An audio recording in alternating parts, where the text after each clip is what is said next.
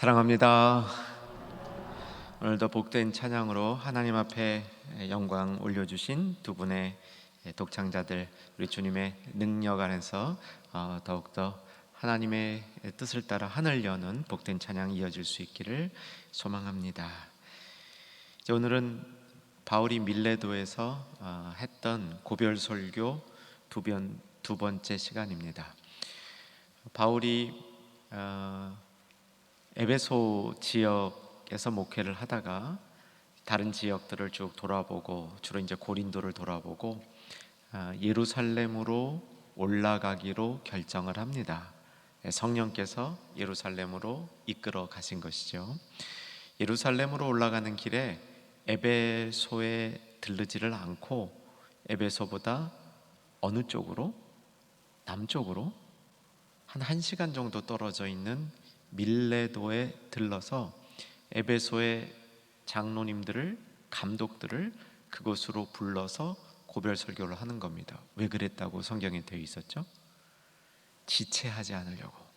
오순절 전에 예루살렘에 꼭 먼저 들어가려고 시간을 절약하려고 밀레도로 장로들을 불러서 고별 설교를 했다는 것이죠. 여러분들은 설교를 듣는 분들이지 설교를 하는 분들은 아니지 않습니까? 근데 설교를 쭉 하는 제 경우에는 마지막 설교를 한다 이렇게 생각을 해보면 마음이 특별합니다. 언젠가 그런 때가 오겠죠.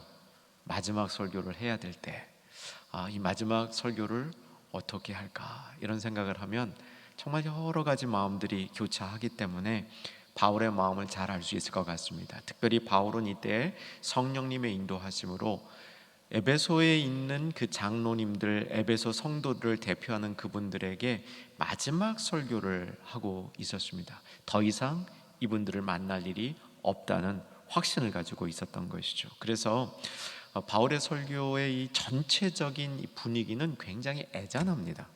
그리고 가슴이 뭉클하고요. 설교를 듣는 분들 입장에서는 참 바울 이 선생님에게, 사도에게 미안한 마음이 들 것 같아요. 그러니까 바울도 물론 이제 미안한 마음, 자신의 공치사를 하려는 의도는 전혀 없었지만 굉장히 비장한 마음으로 설교를 하고 있는 겁니다.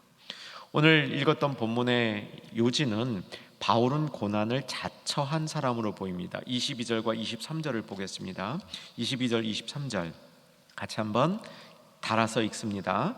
보라, 이제 나는 성령에 매여 예루살렘으로 가는데 거기서 무슨 일을 당할지 알지 못하노라. 오직 성령이 각 성에서 내게 증언하여 결박과 환난이 나를 기다린다 하시나. 예루살렘에 헌금을 가지고 올라가고 있습니다. 이건 사도행전에는 안 나오고요. 다른 서신서에 보면 이제 그 헌금을 모아서 올라가는데, 기껏 헌금 모아가지고 올라갔는데 박대당했다 이렇게 생각해 보면 좀 아찔하죠. 예루살렘 교회에서 그 헌금을 거부할 수도 있는 상황이고요. 또 헌금을 가지고 올라가는 길들, 그 여정이 수월치 않았음을 보여주고 있는데, 바울은 그것을 자처하면서 이 예루살렘으로 올라가고 있습니다. 특이하죠. 여러분 혹시 잠시 한번 여러분의 과거를 돌려보면서 뻔히 힘들 줄 알면서 자처해서 해본 일들이 어떤 일이 있습니까? 정말 이 일을 하면 나한테 남는 거 하나도 없을 거 뻔히 아는데도 그 일을 자처해서 해본 일들이 몇 개나 기억에 남습니까? 별로 잘 기억에 없을 수도 있겠습니다. 그게 우리들이죠. 우리들은 힘든 일을 피해가는 게, 그리고 보상 있는 일들만 찾아 하는 게 우리들의 일반적인 습관인데, 바울은 그렇지 않았습니다. 바울은 필요한 일이라면 뻔히 고난을 받을 줄 알면서 그 길을 가는 것, 이것이 바울의 모습이었습니다. 저는 이 모습을 이렇게 보면서 바울이 마지막에 이 디모데 후서에 보면 로마로 자원해서 들어가서 거기서 붙들려서 결국 처형당합니다. 이 부분을 아주 오랫동안 나름 연구를 해왔는데, 몇 년 전에 그 연구하던 게 딱 풀린 적이 있었습니다. 바울이 왜 로마로 마지막에 자원해서 들어갔을까? 그 전까지는 저는 바울이 로마로 들어간 이유가 로마에 박해가 생기면서 그 박해를 받고 있던 사람들, 그분들에 대한 동지의식을 느끼면서 저들을 돌보려고 들어갔다, 이렇게 거기까지만 생각을 했었는데, 몇 년 전에 정말 제 마음속에 딱 깨달아졌던 게 뭐냐면, 그때 그 시간이 베드로가 순교한 거하고 얼추 맞아요. 베드로가 순교했다는 이야기를 듣고 바울은 로마로 들어가면 뻔히 잡혀 죽을 줄 알면서 들어갔다. 저는 이런 해석이 제 마음속에서 완전히 풀렸습니다. 저는 굉장히 자신 있습니다. 주님 앞에 가서 확인하면 제 생각이 맞을 것 같습니다. 여러분, 이 자신감을 못 느끼시겠습니까? 바울은 그런 사람이었습니다.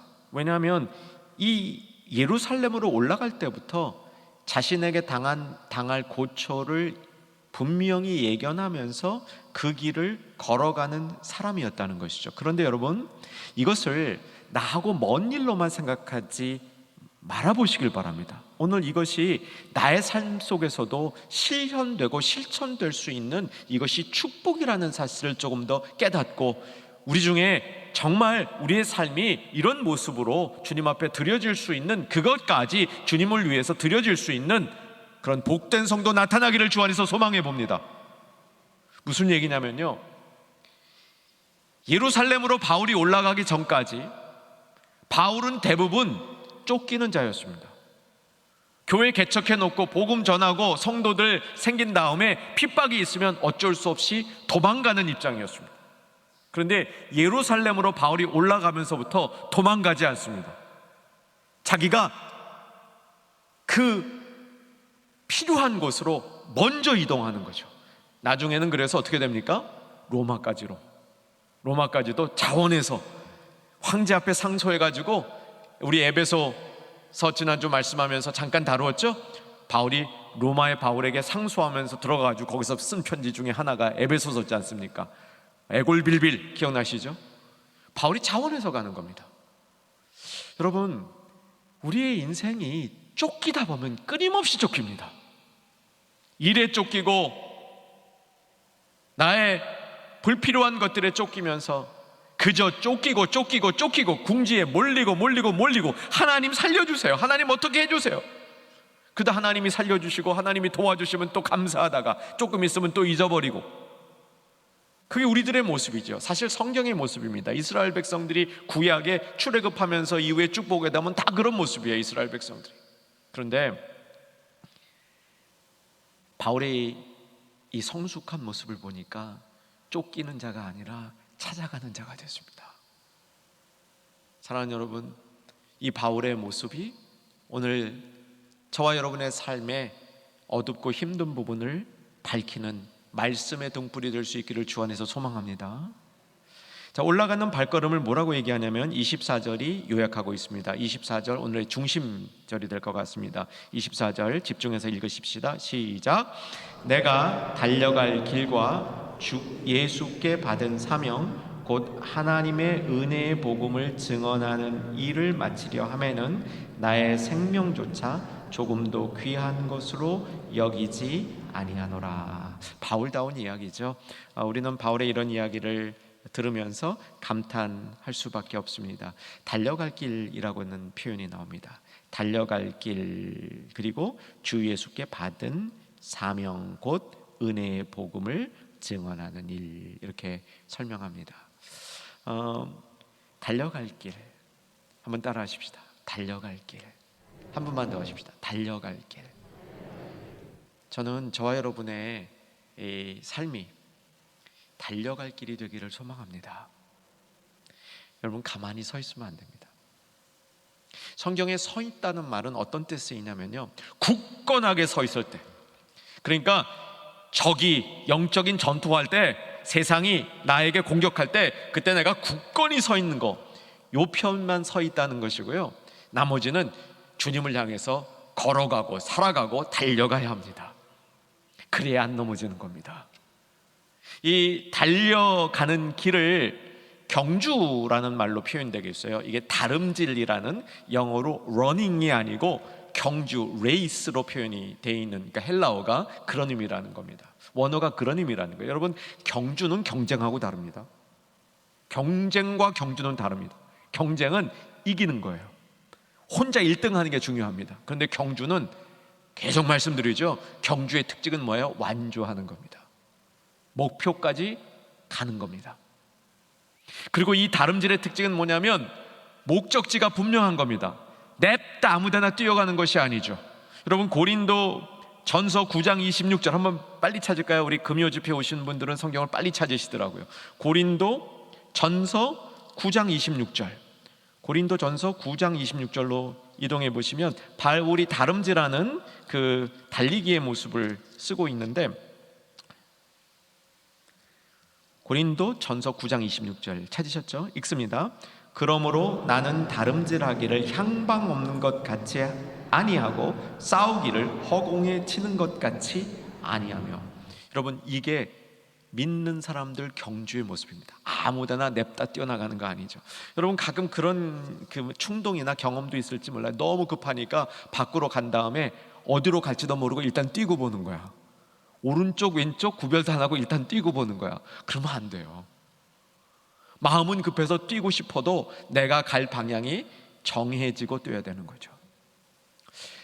바울이 달려갈 길 마치고 했을 때 이 달려갈 길은 목적지가 분명히 있는 경주입니다.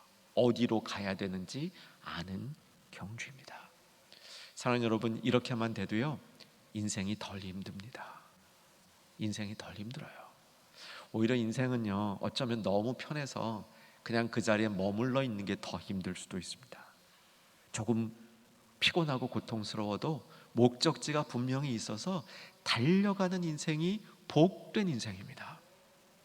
사랑하는 충현의 가족들, 경주하는 것을 잊지 아니하는 저와 여러분 되기를 주 안에서 소망합니다.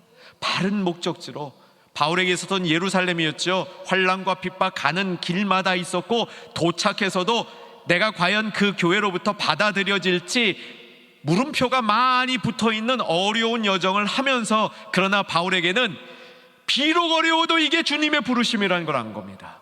이게 내가 달려가야 될 길이라는 걸 알고 완주해야 되는 그 목표인 것을 알면서 달려가게 되었던 것이죠.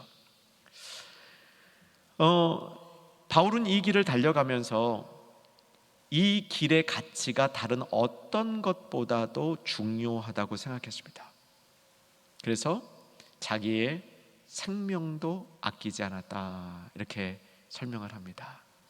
사실 생명도 아끼지 아니할 만한 일들이 있다는 것은 그렇게 흔한 일은 아닌 것 같습니다. 그런데 바울이 여기서 얘기하는 것은 자신의 사명이 생명보다 더 귀한 가치가 있다, 이렇게 도전하고 있는 겁니다. 사랑하는 여러분, 바울의 이 모습이 우리에게 적어도 도전은 되었으면 좋겠습니다. 나도 좀 그렇게 해보고 싶다. 비록 내가 여태까지 잘 그러지 못했고 말로만 그런 척 했지만, 정말 바울의 이런 모습이 나에게 귀감이 되었으면 좋겠다. 오늘 저녁에 이 마음은 우리가 가져봤으면 좋겠습니다. 사랑하는 충현의 모든 가족들, 주님 앞에 나오고 말씀을 들을 때마다, 우리가 예배할 때마다 우리가 예배를 소중히 여기는 이유는 그 예배를 통해서 하나님 앞으로 돌이킬 수 있기 때문입니다. 회개할 수 있기 때문이죠. 회개가 반성하는 것이 회개의 핵심이 아니라 하나님 앞에 돌이키는 것이 회개의 모습이라는 사실을 다시 한번 기억했으면 좋겠습니다. 2주 전 말씀이라 아마 거의 기억들 못하겠는데, 바울이 앞에 고별 설교를 하면서 정말 바울이 기대했던 건 뭐냐면, 에베소에서 목회하면서 성도들에게 기대했던 것은, 자신이 하려고 했던 것은 회개와 믿음을 갖게 하는 거라 그랬습니다. 그러니까 하나님 앞에 돌이키고 하나님 앞에 내가 좀 더 좋은 믿음을 갖도록 하는 것이 바울의 열망이었다는 것입니다. 그 마음으로 예루살렘까지 달려가는 거죠. 다시 한번 24절을 보시면 달려갈 길 다음에, 요게 이제 성경을 읽으시면서 요런 기법을 이해해 두시면 좋아요. A와 B, 이렇게 A와 B 이렇게 연결되어 있을 때 B가 A를 풀이하는 경우가 종종 있습니다. 그러니까 여기 보면 달려갈 길과 주 예수께 받은 사명 곧 하나님의 은혜의 복음을 증언하는 일, 이게 A와 B 관계란 말이에요. 근데 B 본문에서는 주 예수께 받은 사명 곧 은혜의 복음을 증거하는 것, 이것이 달려갈 길이다, 이렇게 이해가 가능한 겁니다. 그래서 바울은 사명을 위해서 살았다, 사명을 위해서 산 사람이다, 이렇게 정리해 볼 수 있습니다. 아마 충영교회 강단을 통해서 사명의 중요성이 참 자주 강조되고 있는 성경의 주제라고 믿습니다. 여러분, 우리 인생에 사명이 있어야 됩니다. 사명이 있어야 돼요. 사명을 꼭 놓치지 아니하시고, 사명이 불투명하게 살았던 충현의 가족들이 있다면 내 삶의 자리에서 주님이 주시는 사명을 반드시 확인하고 살아가는, 그래야 다름질질이 헛된 방향으로 마구 뛰어다니는 것이 아니라 목표를 향하여 갈 수 있는 그 힘은 사명이 있기 때문입니다. 여러분, 코로나 시대를 혼돈의 시대라고 볼 수 있죠. 사실 코로나가 없어도 우리가 사는 이 시대는 혼돈의 시기입니다. 뭐 하나 우리가 정말 집중해서 살아가기가 어려운 이 시대이니만큼 우리 인생에 사명이 필요합니다. 바울 같은 사람만 사명 갖고 사는 게 아니란 말입니다. 모든 성도들은 사명을 갖고 살아야 한다는 사실을 기억해 주십시오. 그래서 이 사명에 대해서 오늘 바울이 말하는 이 사명을 통해서 우리의 사명을 조금 점검해 볼 필요가 있겠습니다. 여기 사명이란 말을 조금 이제 헬라어까지 동원해 보겠습니다. 이 디아코니아라는 말을 들어보셨어야 됩니다. 아니면 지금 들어서 잊지 마시기를 소망합니다. 디아코니아는 이게 이제 집사를 디컨이라고 부르거든요. 그거랑 이렇게 좀 같은 말인데, 섬기다 이런 뜻으로 번역이 돼요. 섬기다. 그래서 사명은 기본적으로 섬기는 겁니다. 사명은 내가 이루려는 목적, 이 개념 첫 번째 있는 것이 아니고, 사명 그랬으면 그 사명은 섬기는 거다, 이 범주 안에서 우리 사명을 생각해야 됩니다. 내가 사명이 있다, 내가 어떤 일을 사명으로 한다 했을 때 그 자세는 반드시 섬기는 겁니다. 주장하는 것이 아니고, 쟁취하는 것이 아니고, 누리는 게 아니고, 사명은 섬기는 것입니다. 따라하십시다. 사명은 섬기는 것이다. 잊지 마십시오. 사명일 때는 그것이 내가 사명으로 감당한다 했을 때는 섬기는 거예요. 지난주 말씀에서 바울은 눈물과, 자신의 그 눈물과 이 마음을 다해서 섬겼다 그랬는데, 그때 섬김은 사실은 종으로 섬겼다는 말이에요. 이건 종으로 섬겼다는 말은 아닙니다. 사명으로 섬기는 모습입니다. 사랑하는 여러분, 사명으로 섬길 때 이 사명은 복음과 반드시 관련이 있습니다. 복음과 관련이 없는 건 사명이 아닙니다. 복음과 관련 있는 게 사명이에요. 그러면 그 뭐 주님의 일을 안 하고 세상의 일을 하는 데는 사명 아닙니다. 세상의 일 할 때도 사명이 있어요. 여러분이 만약에 학교 선생님이라면 사명이 있는 겁니다. 여러분이 간호사나 간호보조사로 일하신다면, 요양보호사로 일하신다면 그거 사명이 있는 거예요. 그런데 그 사명은 복음을 섬기기 위한 마음으로 그 일을 감당할 때 사명이 될 수 있는 겁니다. 그냥 이것이 내 체질에 꼭 맞는 것이다, 다른 사람들이 나를 필요로 하는 그 자리에 내가 있다, 그래서 내가 그 일에 절대적으로 필요한 사람이다, 이럴 때만 사명이 아닌 겁니다. 나에게 맡겨진 이 일을 복음과 관련 있는 일로 내가 여기고, 복음을 위하여 그 일을 하는 자세로 일할 때, 그때 사명이라는 것이 드러난다, 그렇게 볼 수 있는 것이요. 사명은 또 받는 겁니다. 내가 스스로 정하는 게 아닙니다. 내가 이 사명을 스스로 정해서 이게 내 사명이다 라고 선포하는 게 아니고, 사명은 받았기 때문에 받은 것이 검증되어서 이것을 내가 알릴 수 있는 것이죠.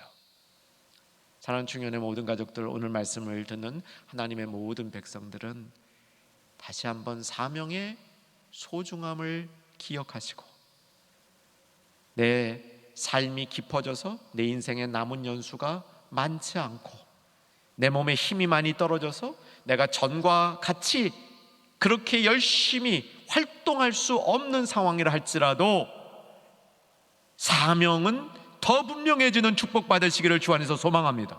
여러분, 오늘 본문에서 은유적으로 보시면요, 예루살렘에 올라가는 일이 힘든 길이었어요. 고통스러운 길이었습니다. 바꿔보면 나이가 들수록, 몸이 약해질수록 사명 감당하는 게 쉽지 않아진단 말이에요. 그러나 바울처럼 그 일을 내가 끝까지 감당해 보겠다, 내가 있는 힘 다하는 데까지 그 일을 감당해 보겠다, 이런 마음으로 살아가는 충현의 백성들, 하나님의 사람들이 되어야 될 줄로 압니다. 다시 한번 내가 있는 자리에, 내가 하는 일 가운데 복음을 위하여 어떻게 섬길 것인가, 그렇게 감당할 수 있는 일이 무엇인지를 확인하고 그 일에 다시 한번 우리의 삶이 드려지는 우리 모두 되기를 주 안에서 소망합니다.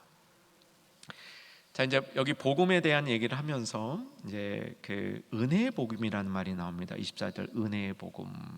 이제 복음 그럴 때 여러 가지 이제 수식어가 붙은 적이 있었죠. 영광의 복음, 뭘 붙여도 사실 다 돼요. 복음에는 앞에 좋은 말씀들을 다 붙일 수 있는데 여기서는 은혜의 복음이라 이렇게 얘기를 합니다. 사도행전의 문맥을 놓고 보면 이 은혜의 복음이라는 말은 이제 사실은 자주 안 나와요. 두 군데 딱 나옵니다. 어디서 나오냐면 베드로가 고넬료를 만났을 때 그때 베드로가 선포했던 복음을 스스로 베드로가 나중에 깨달아 보니까 이게 은혜의 복음이었다, 이렇게 설명하는 장면이 나와요. 이 사도행전 10장에서 나오는데 그 10장에 있었던 일을 15장 예루살렘 공의회에서 설명할 때 15장 4절 11절 보면 그 말씀이 나옵니다. 뭐 관심 있는 분들은 적어놨다가 나중에 확인해 보세요. 은혜의 복음의 특징이 뭐냐면 이방인들에게도 전해진 복음입니다. 그러니까 내가 은혜스러운 복음 이게 아니고 은혜의 복음은 이방인들도 살리는 복음입니다. 복음이 가장 가기 어려운 곳까지 침투해 들어가는 복음을 은혜의 복음이라고 설명하는 겁니다. 여러분, 우리 삶에서 은혜의 복음을 경험할 수 있기를 오늘 한번 소망해 보십시다. 내가 선교로 쓰임 받아서, 전도로 쓰임 받아서 정말 복음이 안 들어갈 것 같은 곳에 복음이 들어가는 일에 쓰임 받는 그때 이것이 은혜의 복음이라는 말로 표현되어진다는 사실입니다. 이제 바울은 은혜의 복음을 들고 예루살렘까지 전진해 나가고 있었습니다. 자, 그런 바울의 모습 이제 계속해서 25절부터 27절까지 단락이 되는데, 다시 한번 바울이 밀레도에서 에베소 교회 장로들에게 자기가 했던 사역을 정리하고 있습니다. 25절로 27절까지 말씀 같이 읽겠습니다. 보라, 내가 여러분 중에 왕래하며 하나님의 나라를 전파하였으나 이제는 여러분이 다 내 얼굴을 다시 보지 못할 줄 아노라. 그러므로 오늘 여러분에게 증언하거니와 모든 사람의 피에 대하여 내가 깨끗하니 이는 내가 거리끼지 않고 하나님의 뜻을 다 여러분에게 전하였습니다. 2주 전에 바울이 그런 말을 했죠. 내가 여러분에게 유익한 건 뭐든지 했다라고 얘기합니다. 거리낌 없이 얘기했다고 얘기했죠. 그 거리낌 없다는 말이 오그라들이지 않았다, 아마 기억나실 거예요. 어떤 경우에도 내가 위축되지 않고 여러분에게 유익한 것이라면 다 전했다. 마치 엄마가 자식에게 유익한 거라면 뭐라도 해는 그런 어미의 심정으로 바울이 유익한 것은 다 공급해주는 그런 삶을 살았다, 이렇게 얘기했죠. 자, 근데 바울이 25절에서 27절 에베소 장로님들에게 또 한 번 강조하는 게 하나님 나라입니다. 하나님 나라. 사랑하는 중현의 가족들, 하나님 나라의 시각이 우리에게 잘 자리 잡기를 소망해 봅니다. 여러분, 하나님 나라로 접근하면요, 신앙의 폭이 커집니다. 복음을 하나님 나라랑 연결하면요, 우리의 이 신앙이 굉장히 넓은 부분을 포용할 수 있습니다. 제가 신학교를 졸업하고 이제 모든 과정을, 학위 과정을 다 마친 다음에 저에게는 좀 특별한 일이 한 가지 있었습니다. 어떤 일이었냐면, 모교 학교죠, 신학교, 제가 졸업한 미시간주에 있는 칼빈 신학대학원에서 신약학 교수를 청빙하는데 제가 최종 2명 후보 가운데 들어갔습니다. 자랑스럽죠. 그런데 제 착각인지 모르지만 제가 이 다른 교수님, 그러니까 이제 그 당시에 새로운 교수를 뽑는 그 커미티 멤버들에게 있어서 다른 지원자보다 조금 더 좋은 위치에 있었던 것 같습니다. 왜냐하면 현직 교수님들이 저를 선호했거든요. 결과는 안 됐습니다. 이게 여러분들에게 얼마나 복인 줄 아셔야 됩니다. 그 이후에 사실 저는 이 목회자로 부름받았다는 사실을 점점 깨닫게 되면서 그때 정말 안 된 게 감사하다라는 생각이 들었습니다. 근데 처음에는 안 됐다 그러니까 좀 기분이 나쁘더라고요. 근데 기분이 안 나빠졌습니다. 왜냐하면 저 대신 된 다른 지원자, 그 분이 써놓은 글을 보니까 저보다 훨씬 나은 분 같아요. 그걸 어떻게 제가 확인을 했냐면, 그분이 하나님 나라에 대해서 쭉 이렇게 설명하는 이제 글을 보니까 저보다 깨달음이 훨씬 깊다라는 생각이 들었습니다. 그 이후로 저도 하나님 나라에 대해 더 열심히 공부하는 계기가 되긴 했습니다. 여러분, 하나님 나라는요, 하나님의 주권이 중요합니다. 하나님의 주권을 우리가 인정하고 살면 우리의 삶에 얽매임이 훨씬 줄어듭니다. 우리가 얽매일 때마다 내가 내 주권으로 살고 있는 모습 아닌가 점검해 보면 참 내가 내 주권대로 살아서 그래요. 하나님 주권대로 살면 우리가 얽매이는 일이 훨씬 줄어듭니다. 여러분, 하나님 주권대로 이 세상이 움직여지는 줄 믿으시죠? 근데 그걸 자꾸 머리로밖에 안 믿어서 그래요. 그게 이제 우리의 삶 가운데 옮겨오는 데까지 시간이 걸려서 그렇습니다. 하나님이 통치하시고 하나님이 주권자이신데 모든 것을 하나님이 주권하셔서 그 섭리, 그 계획대로 선하신 때대로 합력하여 선을 이루는데, 우리는 자꾸 내 주권이 발동해지게 되면 내 주권이 발동하는 것만큼 우리 인생은 얽매이게 됩니다. 자, 사도 바울이 뭐라고 그랬습니까? 나는 성령에 매여 예루살렘으로 가는 길이 고난이 있다 할지라도 그 길을 간다. 22절 23절입니다 성령에 매여야지 내 주권에 스스로 매이는 어리석은 삶이 안 돼야 되는 사실, 여러분 다시 한번 기억하시기 바랍니다. 하나님 나라의 복음, 하나님 나라의 일들, 여러분 우리 삶을 통하여 하나님 나라의 일이 이루어질 때, 하나님 나라의 일을 소망할 때 우리의 신앙의 눈이 훨씬 넓어진다는 사실을 기억할 수 있기 바랍니다. 그래서 바울은 하나님 나라를 전파했다, 이것이 에베소 장로들에게 요약해 주는 부분인 것이죠. 27절부터는 이제 본격적으로 교회의 지도자인 장로, 감독들을 위하여 주는 말씀입니다. 27절 제가 읽겠습니다. 이는 내가 꺼리지 않고 하나님의 뜻을 다 여러분에게 28절입니다. 죄송합니다. 여러분은 자기를 위하여 또는 온 양떼를 위하여 삼가라.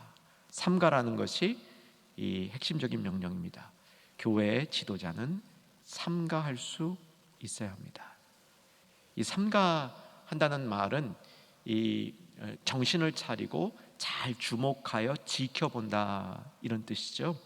자기의 이 본성대로 나의 마음의 느낌대로 행하지 않는 모습인 것이죠. 성령이 그들 가운데 여러분을 감독자로 삼고 하나님이 자기 피로 사신 교회를 보살피게 하셨느니라. 교회관이 뚜렷하죠. 교회관이 뚜렷합니다. 하나님이 자기 피로, 사실 예수님의 피인데, 그렇죠? 예수님의 피인데 하나님 아버지와 아들 예수님이 동일시되어 있는 모습으로 볼 수 있겠죠. 하나님이 자기 피로 사신 교회를 돌보게 하셨다라고 선포하는 거죠. 자, 29절 30절 이제 앞으로 일어날 일을 예견하고 있습니다. 29절 30절 같이 읽겠습니다. 시작. 내가 떠난 후에 사나운 이리가 여러분에게 들어와서 그 양떼를 아끼지 아니하며 또한 여러분 중에서도 제자들을 끌어 자기를 따르게 하고 어그러진 말을 하는 사람들이 일어날 줄을 내가 아노라. 미를 내다보니까 걱정이었습니다. 그 걱정은 그릇된 가르침이 들어올 것에 대한 걱정이었습니다. 사실 우리 이 부분은 자세히 다뤘어요. 어디서? 디모데전서, 디모데후서, 디도서에서. 바른 교훈, 신의경, 바른 교훈, 신중함과 의로움과 경건함. 예, 바르지 못한 교훈이 들어올 것을 예견하고 있었던 거예요. 사실 이 시대가 마찬가지죠. 계속 바르지 못한 교훈은 교회 안으로 들어오고 있습니다. 교회 안으로 막 치고 들어올 뿐만 아니라 하는데 이 사회를 가득 채워가지고 그게 스며들어오도록 들어오는 거예요. 이게 이제 성경이 어떤 표현을 쓰냐면 이렇게 스며들어오는 것을 이 냄새나 연기 같은 것이 이 문틈으로 들어오듯이 들어온다, 이렇게 표현을 하는 거예요. 교회 지도자들의 임무는, 교회 정말 교회를 사랑하는 사람들의 임무는 교회에 어그러진 가르침이 들어오지 않도록 하는 겁니다. 교회에 어그러진 가르침이 교회에 들어와서 교회의 중심적인 가르침인 양 되지 않도록 해야 되는 거죠. 그래서 깨어 있으라는 겁니다. 그래서 말씀을 잘 알아야 된다는 겁니다. 말씀의 내용이 무엇인지 구구절절히 외우는 것도 중요합니다. 저는 우리 충영교회의 금요 예배 전통에서, 금요 집회 전통에서 성경 암송하는 것이 참 좋습니다. 그래서 성경 암송하는데 긴 암송을 해도요, 저는 좋습니다. 지난번 유아 세례를 받는데, 유아 세례를 받기 전에 부모 교육을 합니다. 부모 교육을 조금 세게 하는 편이에요. 4주를 교육을 받아야 됩니다.